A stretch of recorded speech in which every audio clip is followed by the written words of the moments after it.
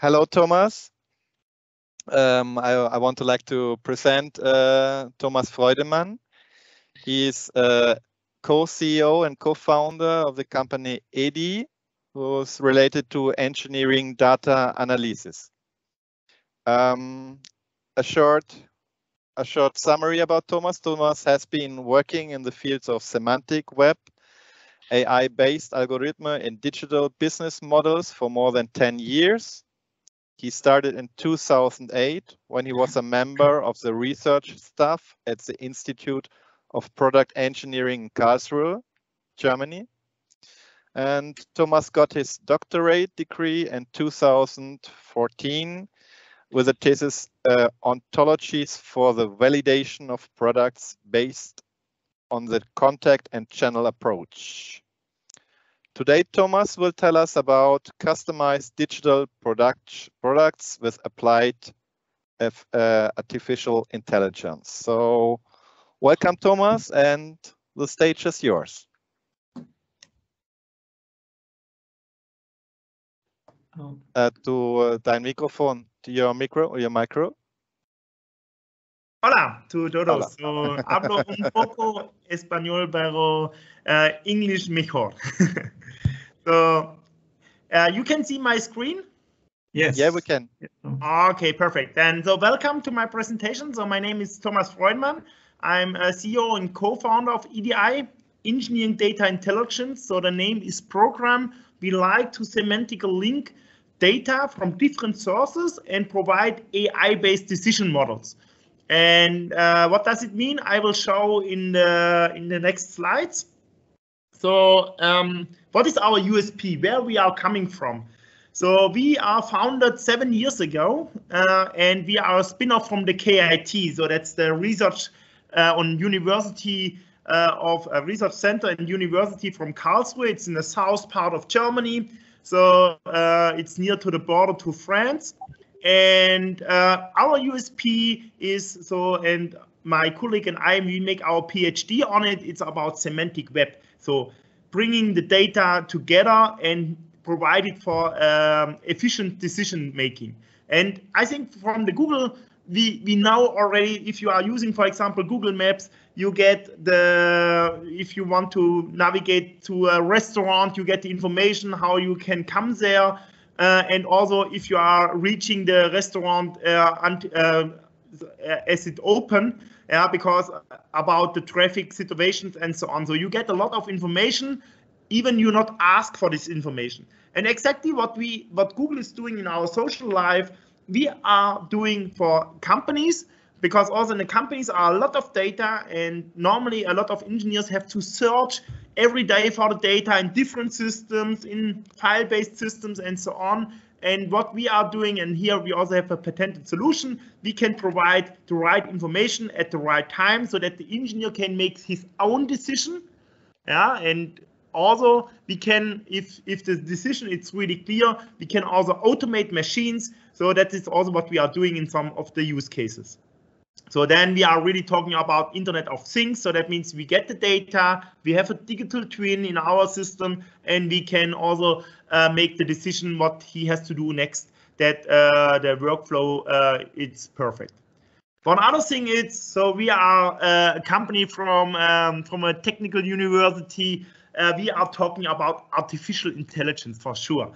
So, but what I really can say, and I make my PhD and was working at the university since 2008. So in the beginning, not everybody was talking about artificial intelligence, but there are a lot of smart algorithms available, like machine learning algorithm that could be neural networks, deep neural networks, but also there are a lot of cluster algorithm, matrix profiles, and so on. There are a strong algorithm, and in the today's, there are libraries in Python where you can directly use this kind of algorithm.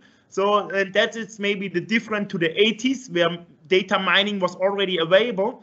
But also what is the different, and that's really EDI is convinced on this, is that in a really artificial intelligence application, you also have to include the expert knowledge from the people which are working since 30 or 50 years in front of this machine.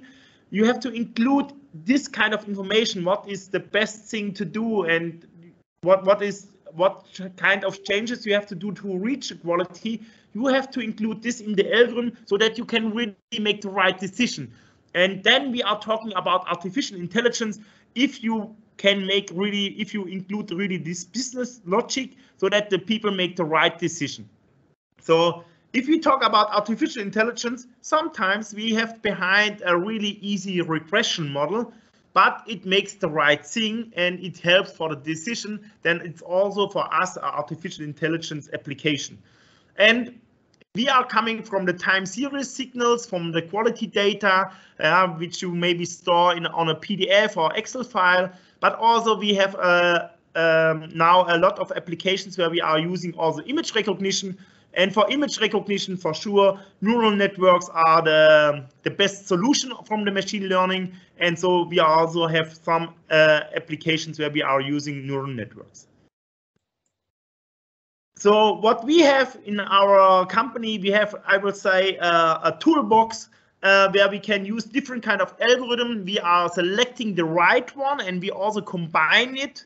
And that it's called automated machine learning. So we bring together maybe a cluster algorithm with some regression models so that we identify what are the relevant parameters automatically, but then for explaining for the business logic, we integrate additional model so that it gets transparent what also an engineer can evaluate if we make the right decision or not. But we also have integrated, and that's really important, so all the data algorithm needs data. So we have a streaming service, and we developed it together with the Research Center of Informatik in Karlsruhe. And this stream pipes, it's an open source solution. You can download it from the Apache community. And what this kind of streaming services provides, and it's fully integrated in our EDI Hive, it's that you can scalable and secure stream data in typical formats. It's HTTP, MQTT if you are streaming time series signals from machines, but also this kind of semantical formats like OPCUR. And that's for us really important. You remember, we are coming from the semantic web. We have to know what this parameter means in the real world, what means in our digital world. And with the OPCUR format, we already get this information transferred so that we can build up automatically a digital twin in our environment.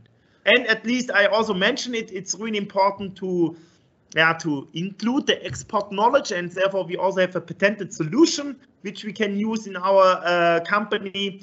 And so in this way we really can provide this integration of the business logic, and we can really make decisions which makes the life of the worker, of the people in the daily work life easier, and also increase the quality or empower also the experts. I talk about hybrid models. What does it mean? So again, there are strong algorithms available where you can find things in the data which maybe an expert not can find. So that's the one thing. The other thing is also, it's really important, a good trained model never get tired. So for example, if you have to find a cancer cell, or if you have to find some critical welding processes, then you have a well-trained algorithm. This algorithm can work 24 hours with the same quality. If you have an expert, he get maybe tired by looking through videos and movies to find the failure. So that's the one thing. So that's the strong thing for the feature, the extraction, that you have algorithm which finds things which it's not such clear for the humans. On the other hand, so also without algorithm, the human not always have a trial and error solution finding in mind, because he has a lot of expert knowledge. He is educated really well in the process. So he have a semantical web in his mind. He have an ontology in his mind, and that is exactly what we build up with our solution. We build up the ontology with the expert has in mind. and we combine it with this strong data algorithm, and we ask the expert with explainable AI if we are right, and if he is agree with our solution, then we try to formalize it in a really easy way. So we call it, for example, well-being for a machine, well-being for also elderly people, which we are monitoring in supporting living houses, so that you have a smiley or red traffic light. If something is wrong or everything is right, you get a green traffic light. So that it's really highly aggregated, so that the customer really knows what he has to do next. If it gets yellow, you have already a procedure what you have to do to get it green again. So that's the idea of our hybrid models. So it's a combination from this strong data algorithm and also combining with the knowledge which people have in mind. And we from EDI, we are saying we provide a cooperative learning approach, and that means we provide AI from humans for humans. So we really want to support the people which has a lot of trouble in the daily work to bring all the data together, that we make this easier, like Google is doing it with Google Maps. One other thing is that we have here our EDI Hive IoT framework I already mentioned, so we can transfer data from every sources. So that could be a cloud environment, there could be a machine on the shop floor. We can bring the data together and provide some smart solutions. And also we have an application framework which allows us to build an application in, I will say, in half a day, because we have some standard elements which we can put together to visualize not only like a dashboard, the graphs. We already can bring in these aggregated parameters up to the traffic light in one application.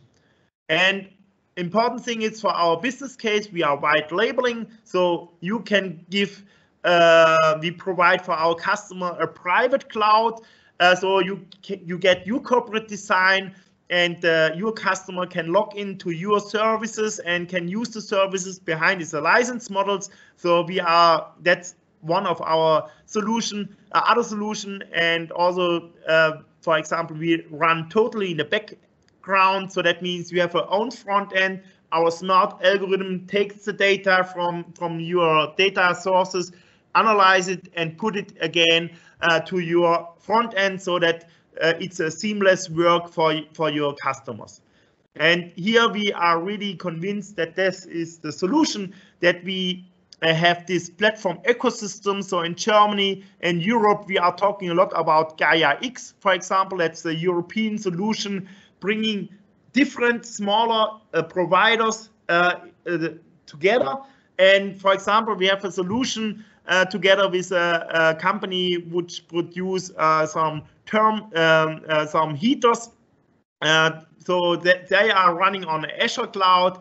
Our services are running in the moment on Netways. It's a German hoster, and we can connect it easily. So if you make a request, it takes 10 seconds until we bring out from our knowledge database the information back to their front end. So it feels like a normal database request, but in reality, we are going from AWS cloud to the Netways and sending the information back. And that it works, and that also I will really say it's the future, because there are standard protocols, standard formats, how you have to transfer the data. We can use also our streaming service, but also, as I mentioned, we can run without our application framework layer. We can also run in a Docker directly on the systems. So there we have a lot of possibilities. And at the end, the important thing is that our customer has a seamless feeling in his job to be done.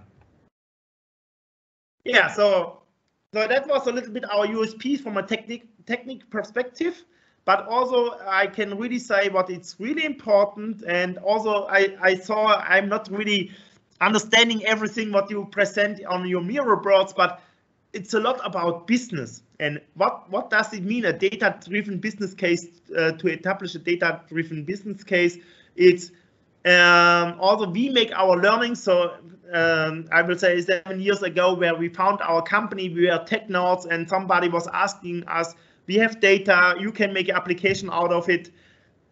And we said, yes, no problem, we can do it. And we start this project, and at the end, we provide also the right information out of the data, but there was not really a business case. For example, a lot of people are asking about predictive maintenance, but if a part is failed only in 8 years or 10 years, then there's no business case behind. Yeah, so you really have to understand what is the business case. And that is what we bring in since, I would say 3-4 years. We make a really strong strategy and business consulting before we are starting implementing and programming anything. Because we have to understand what is the really need of the customer, what is his knowledge, what kind of data he has available, in which kind of system environment already the people are working. And we have a saying, we provide a fast return on invest. But we are not doing this because we are really cheap. We are doing this because we identify in the beginning a product increment which already have a benefit, so that with a small step he already can get money out of his service. And that's also our application lifecycle management possibility makes that we can enhance this application step by step, feature by feature. 1 application, 2 applications for the customer.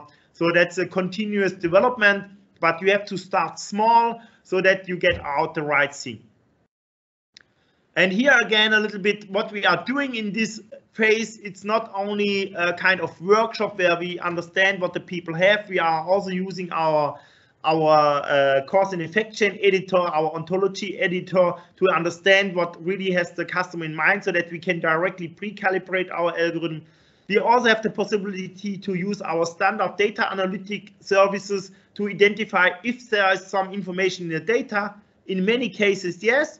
For sure, there are also some big log files from machines where are only some timestamps in it, so you not can really use it for some data-driven business cases. And we also can identify this in a short time. So what we are doing here, that's around 2 weeks, where we can start this kind of evaluation, so that we know for everybody, so for the customer as well as for us, there is a business case behind.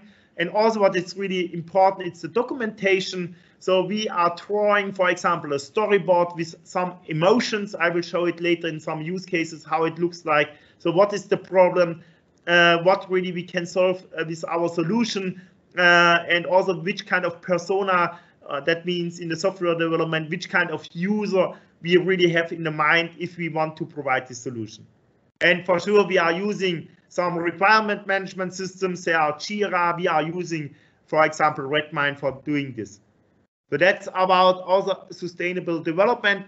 This is really important, so that you really know what kind of release you push now to the operational systems, and how you can continuously update and bring in the feature by feature the new functions. Again, to understand our business, in most cases we are providing 2 kind of artificial intelligence applications. The first one, it's really for the feature extraction. So that means you have to understand what is inside the data. And I have some examples. For example, we have an example where we have technical drawings. We have to recognize some information on technical drawing. So that's the first step. It's the feature extraction out of the data. For some customer, it's already really beneficial. Yeah, you can put it and feed it into an external system, in a customer system, where you can make your calculation for prices and so on. So that's already, if you can automate this kind of feature extraction, that's for many people are really helpful.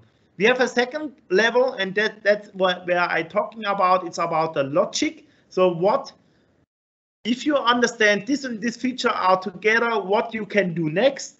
And also there we can provide some additional algorithm. For example, our similarity algorithm from the semantic web, which is also patented in this case.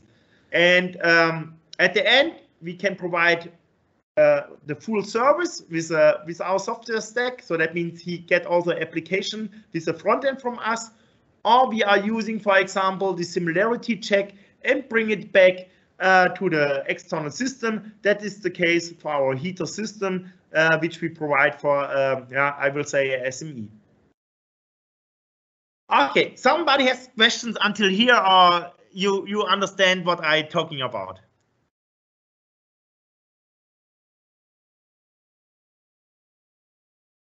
Okay, I guess everybody's fine. So I will continue with some use cases. Maybe then also it gets a little bit more clear how we are using this technology, which I showed to you. So important, the use cases are really different, but we are using exactly the same build pipeline. We are using exactly the same structure of the neural networks, or better, I will say the same build pipeline for neural networks. We have, in this case, different neural networks working, but the important thing is we can use our technology stack for both of these use cases. So one of the use cases which I want to show to you, because I think it's really understandable what we are doing, it's we want to generate automatically offers for contract manufacturers by analyzing technical drawings. Because that's always the starting point for a contract manufacturer. He gets a request with an email, with in an attachment, there's a PDF technical drawing. You can produce it, how expensive it will get. And the costs are based on the information which you find on the technical drawings, for example, what kind of tolerances you have on it, but also if you can produce, you have to have knowledge about your shop floor. We have the right machines for this kind of coating and so on. So if you are expert guy who makes it since 30 years, maybe you know everything. You know, okay, we already did this similar part years ago, then you will find it maybe in the database, or you know also what kind of machines you have in the shop floor. But if you are new in a company, you not exactly know what we can really produce in the shop floor. You not really know which kind of alt products or which kind of alt proposal we already did. So then it's really stressful for you. And maybe it takes time. So we had companies which this kind of process takes more than 2 weeks. Then you will lose your customer maybe because you are too slowly.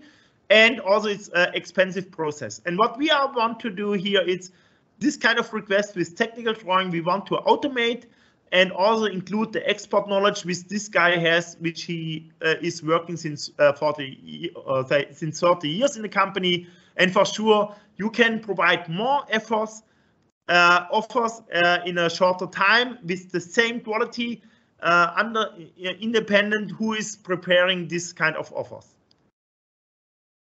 I think everybody knows technical drawing. So also there are companies here in the call which from the mechanical engineering side. So technical drawings, there are a lot of information on it. For example, here with some numbers, tolerances, and if you have a good eye, if you are expert, you will find it really fast. But for sure, you can also use some smart algorithm to detect exactly this kind of values. So that's our first step in the feature extraction.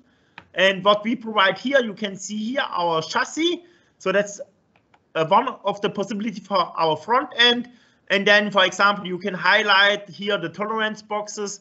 And as I mentioned, you can also download, for example, this information. So then you can put it in another system. But for sure, we can also do it in the back end, so you not have to push the download button by yourself. And on the other hand, this is exactly what I said from the semantic web. And the example, it's a little bit, maybe you know, Google for image search. You can upload the image to Google search engine, and then you find all the websites where this image is. And our contract manufacturer produce always round parts. So for him, if a part is round, it does not make the difference. But for him, if a part is round, the difference is how many diameters he has on it. How small are the tolerances? So that makes the difference. And with our similarity algorithm, which is similar to that what Google is providing in our social life, we can success that this kind of part, you should look to it because it's really close to that what you upload here. So then if you look to this part, which you produce maybe 3 years ago, it's close to exactly 3 years ago. It's a funny thing. Then you find this part automatically. So you are new in the company. You will find this part automatically, and then you can directly use this information. How expensive was it at this time? Which kind of process steps you have to do? And that's exactly from what I was talking. So what we as EDI have internally, we have a production line to build up this application, but also these AI-based decision models. Therefore, you have to know which kind of data you feed into your neural networks. For example, you have to store this information. For sure, we are using there some GitHub so that we store this information. But also for these AI applications, we have some in-house developed pipelines that we really can produce this fast.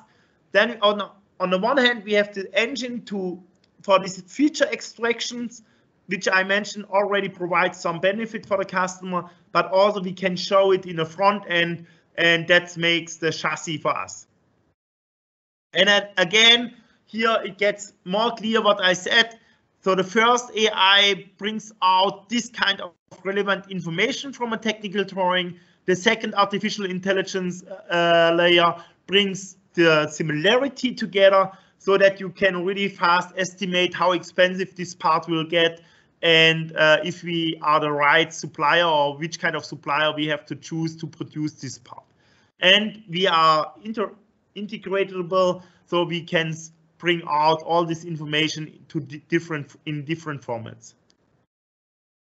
Other use case, it's a totally different use case, but we are using the same technology. It gets a little bit bigger. It's not a technical drawing, it's a power plant, and it's the company is located in Mannheim. It's really close to Karlsruhe, and they are burning our waste, which we generate in Karlsruhe and around this region. What does it mean? So the company, it's called MVV, and that's our storyboard again. So it's about the emotion, which and where is the problem. So there is the truck which takes the waste from the households and bring it to the plant, and he throw it away. And the crane driver have to be really careful in this moment to understand if the waste burns really good, or maybe it's a waste which not burns such good. So he is the responsible guy that in the combustion chamber, the right temperature is there. If the temperature goes down, then you have to fire with extra gas. And so this time it's really hard. Also in Germany, we have a lot of discussion because due to the war in Ukraine, so we have no gas, and in the winter time it will get really critical. And the idea and the aim of this project is, with image recognition, we have to understand that what kind of waste is coming, and we have to mixture it in the right way, what the crane driver already did, so that we have always the right temperature in our combustion chamber, and then we not need any gas. And that's really possible. And we can save in 1 year more than €1 million for this kind of application. And what we did here is that we are looking with a camera system to the truck, and we have some neural network for image recognition. It's a different shape of neural network. So in the technical drawing, we are using a typical YOLO framework, YOLO 5. Here we are using a conventional neural network. So that's a different shape. Maybe you know it from if you upload your holiday pictures into the cloud, then you can also see here that you can select for beaches and for party pics. So that's exactly what we are doing here. We classify the trash in different categories, and we can provide for the crane driver what kind of category of trash you have now in your bunker, and then he can feed it in the right way into the combustion chamber. Yeah, so we have a lot of more highlights. You can go to our LinkedIn page. I already push it. You will find a lot of highlights there. Also on our website, you will find this kind of use case highlights. We have an application for farming. It's about, we combined climate data, weather data with some growing rates of the trees in special regions. So that's also a really hot topic in Germany, because we have this climate change, and you have to understand that in Germany around 60% of the forest has some sickness. Yeah, so it's really critical. So the forest rangers have to find the best solution for the next year, for the next 50 years. So this kind of resolution is really important. We have another really nice application, and it's installed in a supporting living organization. It's called Caritas, where we are monitoring seniors in their flats so that we know that everything is fine. It's our well-being barometer, and the lady here, she can look all the times to the smileys, and if something goes wrong, there's a sad smiley, and then she can ask if everything is fine, and she can maybe call a doctor if something is really serious. And at the end, we also are, and there is where we are coming from the automotive industry, we also have applications for autonomous driving. And in this case, we have an incident detector where we find critical driving situations in recorded files. And that's also now really famous or popular, because if you want to make your autonomous driving functions better, then you have to drive many kilometers, and in many cases nothing happens. And at the end, you have to see where is the critical thing. You have to cut it out automatically. Also here we are using neural networks and cluster algorithms to identify the critical situations. So at the end, so that was my use cases. So at the end, I also want to say Karlsruhe, it's a really nice region. It's a tech region. We have a lot of startups available here. So alone in Karlsruhe, we have more than 30 AI startups, like EDI is one of it. We have a really strong robotic startup. It's called Artimines. That's also a friend of mine with the CEO there, and they are also really pushing the staff to program the robotic for the industry applications in a really strong way. And the DE hub in Karlsruhe, it's called Applied Artificial Intelligence. And in Germany, we have some other DE hubs. And yeah, if you are interested in the region Karlsruhe, we are in our company at EDI, we have around 14 different nations. So we are a really international company. We have people from Argentina. We have people from Japan. We have people from Malaysia in our company, or Kyrgyzstan. So if you are interested for job opportunities, you are also really welcome in our company for sure, but also in the region of Karlsruhe. There are a lot of potentials here. And yeah, what can I say at the end? Thank you for your attention. If you have questions, please feel free to ask me. And if you want to stay in contact with me, I would be really happy. You can see here the email address. Yeah, you can also write the email, and you can also go to our social medias, YouTube, LinkedIn, and web, so you can find more information. Thank you very much.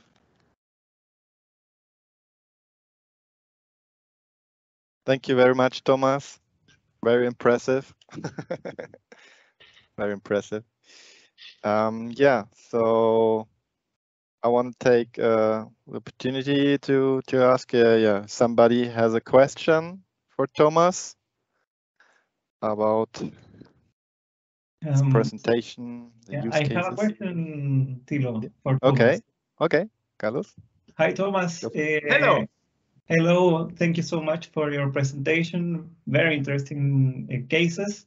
And I would like to know, when some company decide to work with you, how does it work and how long it takes to get a solution for them?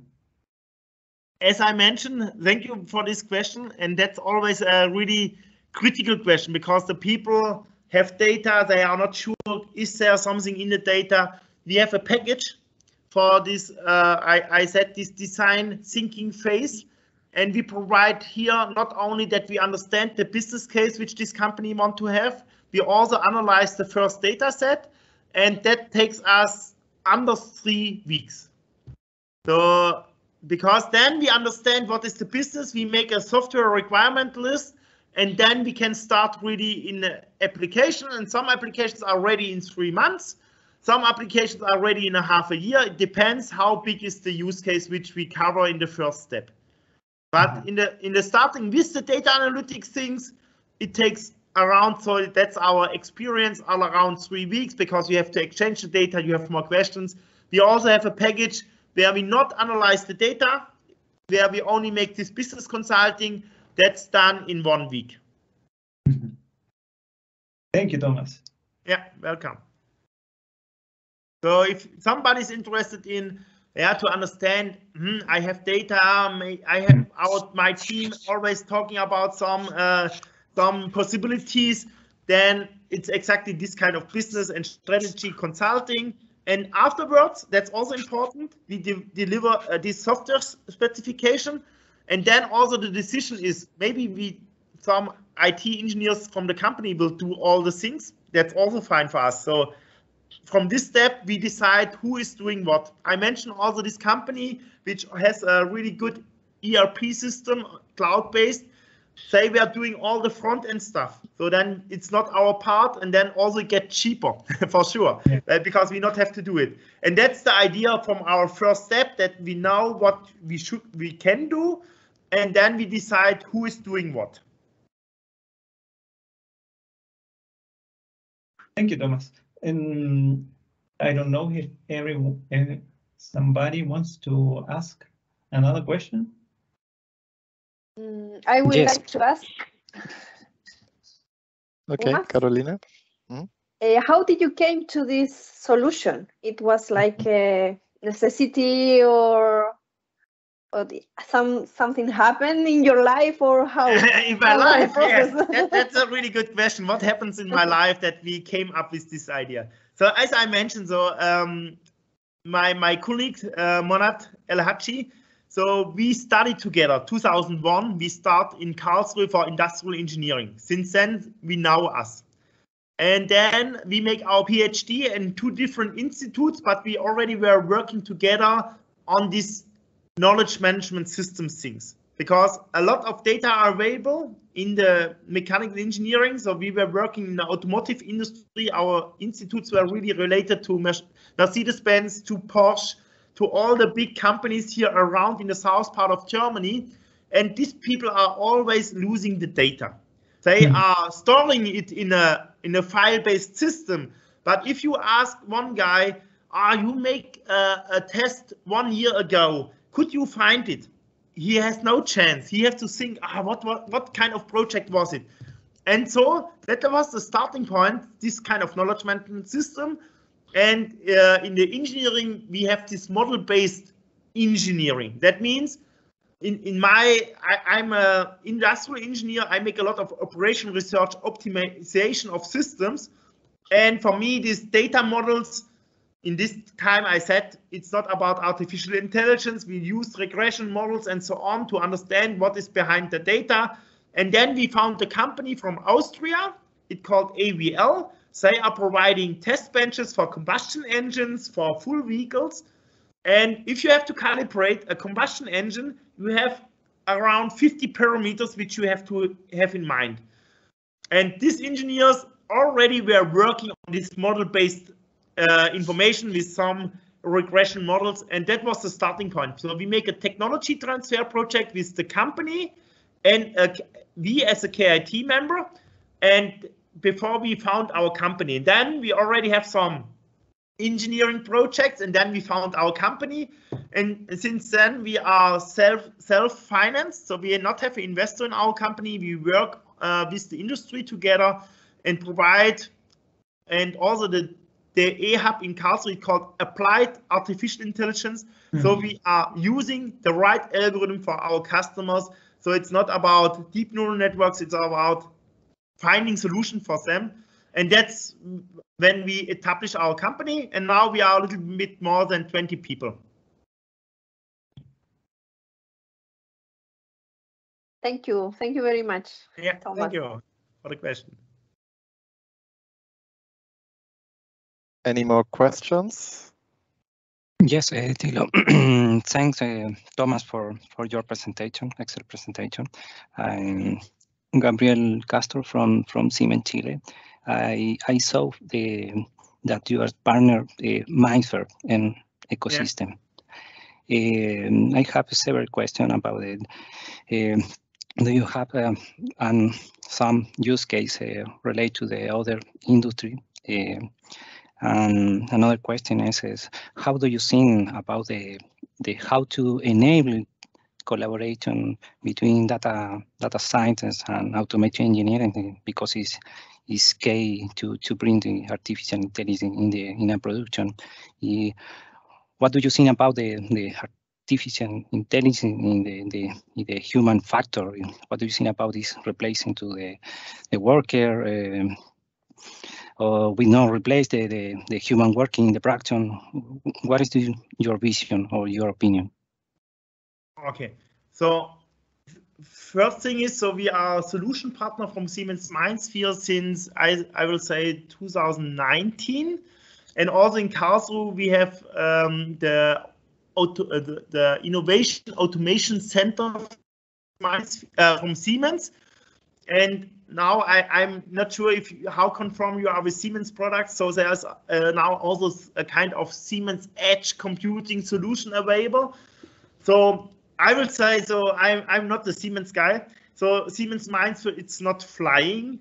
There are different reasons for it. So that means, so this IoT platform from Siemens have some advantage. You can bring data from the shop floor in a structured way on a platform. That's the advantage of Siemens Mindsphere. From my perspective, a little bit the disadvantage is that for partners and for the people which are using this kind of solution,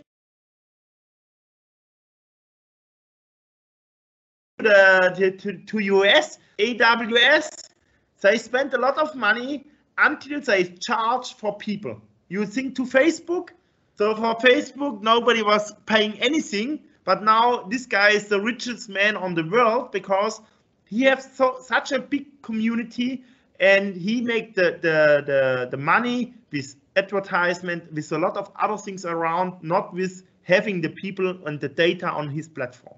And that was a little bit a business problem of Siemens, in my opinion. And one other thing is that in the industry, it's not really willing to push the data into the cloud. Yeah, so because they are afraid.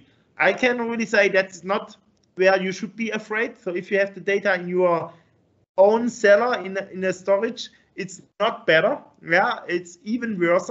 But that's a mindset.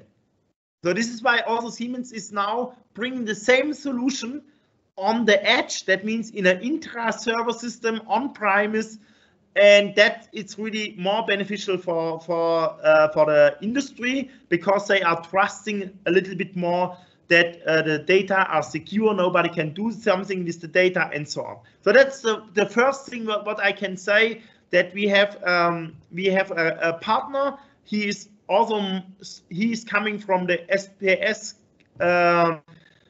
control programming side, so he really makes the control of the machine, emergency stop and stuff. It's not our business. So we make the intelligence layer for this kind of data. And here we have a use case solution. I'm really sad about it. It's not really a business because we not came in these license models. It's about analyzing a mining, grinding of to mine diamonds. So that's about a predictive maintenance solution, because you have to change this kind of parts of this machine because there are a lot of forces in it. And here it's a combination of data which you get out of the machines.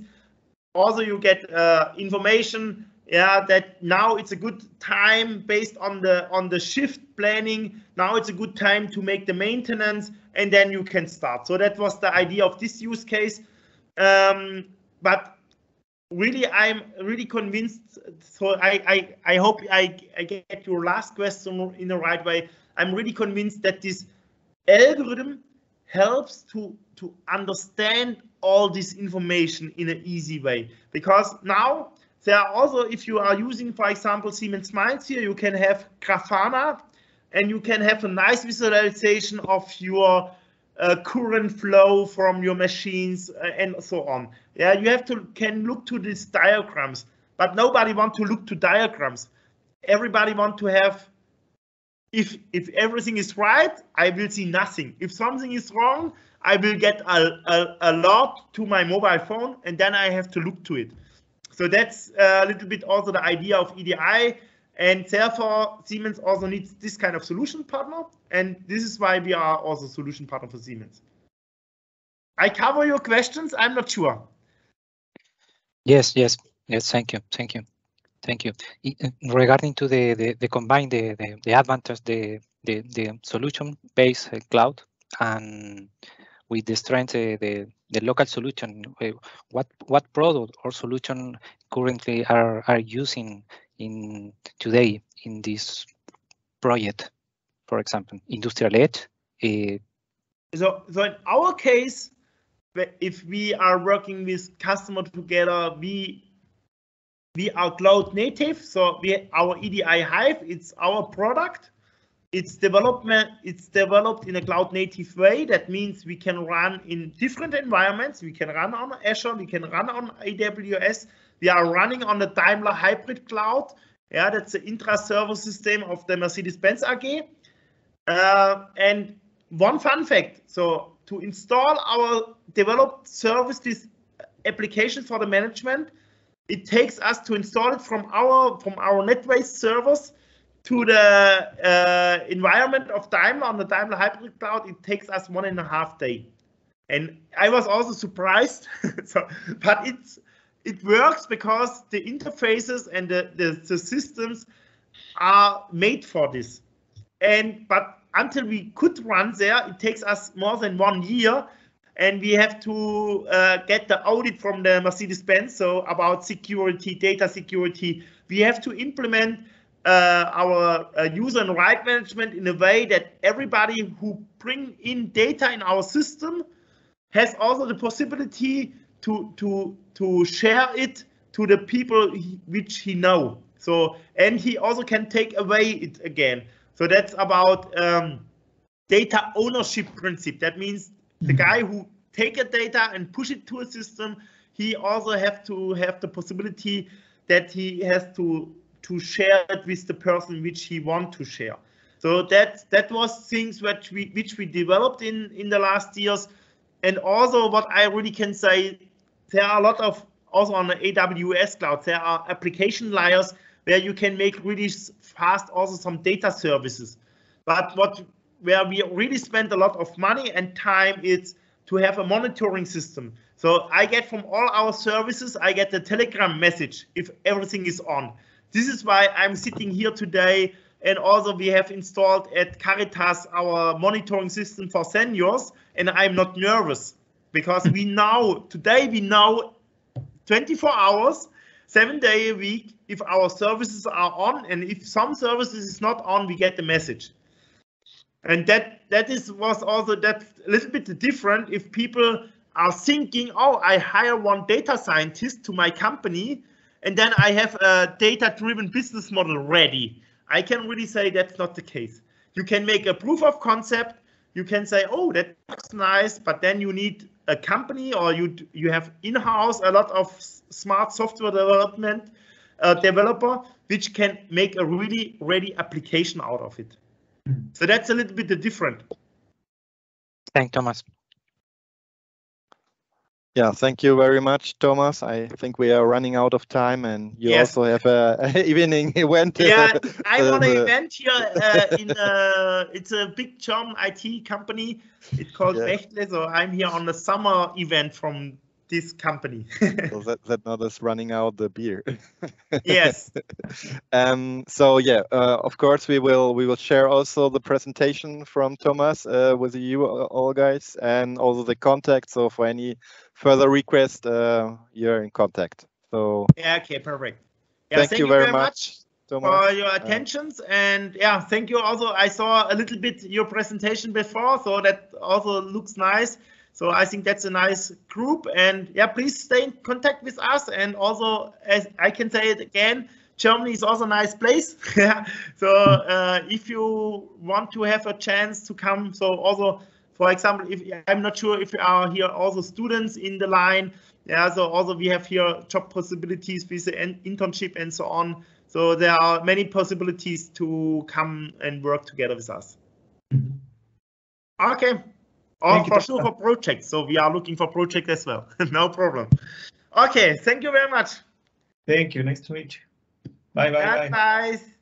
Thank you. Bye bye. Thank you. Bye. Thank you. Thank you, Thomas. Nice to meet you. Bye.